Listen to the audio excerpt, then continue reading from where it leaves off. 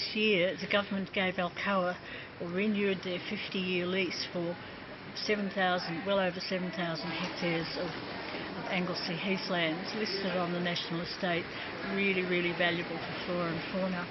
Alcoa were given this long lease just about the same time as they announced their financial woes.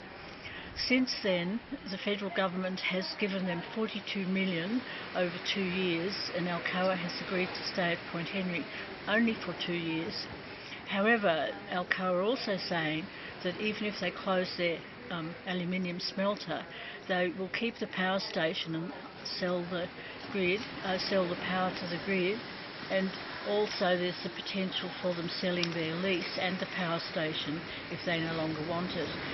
We have great concerns about this, and we believe that Alcoa are only using, at the moment, I say only, but it's rather a lot, over 6,600 hectares of land for their actual digging the coal up, the coal mine. And we believe that the balance of the land should be added to the Great Otway National Park. It's all been assessed over many years, and the values are intense for both flora and for fauna. And so we're writing and encouraging the federal government and state government to do a deal with Alcoa that if they stay there and get all this large amount of money, that they allocate the land that they don't want to dig up for coal to the Great Otway National Park. And you've written to Tony Burke about that. Have you had a response? We haven't had a response from Tony Burke. We've had a response from a couple of federal members who have passed the letters on to Tony Burke, but it certainly needs more than that.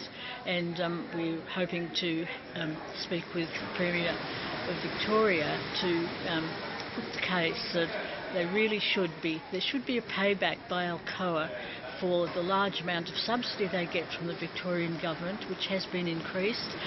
So now nobody knows what it is, but it's a lot of money in subsidy for power. And for the $42 million from the federal government, which is really a large sum of money for just a guarantee of 2 years work at Point Henry. So I think it's something that we'd like the whole community, people who have got an awareness of the values of the Great Otway National Park, to write to Tony Burke and to Ted Baillieu and to push for this area added. Because I have to say that if we get the heathland in the National Park, it will make the Great Otway National Park probably one of the best and biggest parks in Victoria. What are some of the species of the heathland that are particularly significant? Well, there's a huge and endangered. Well, there's a huge number of orchids, probably the best orchid area in Victoria. There are marsupials, bird life, which are threatened species, some listed on the EPBC Act, so they need to be protected.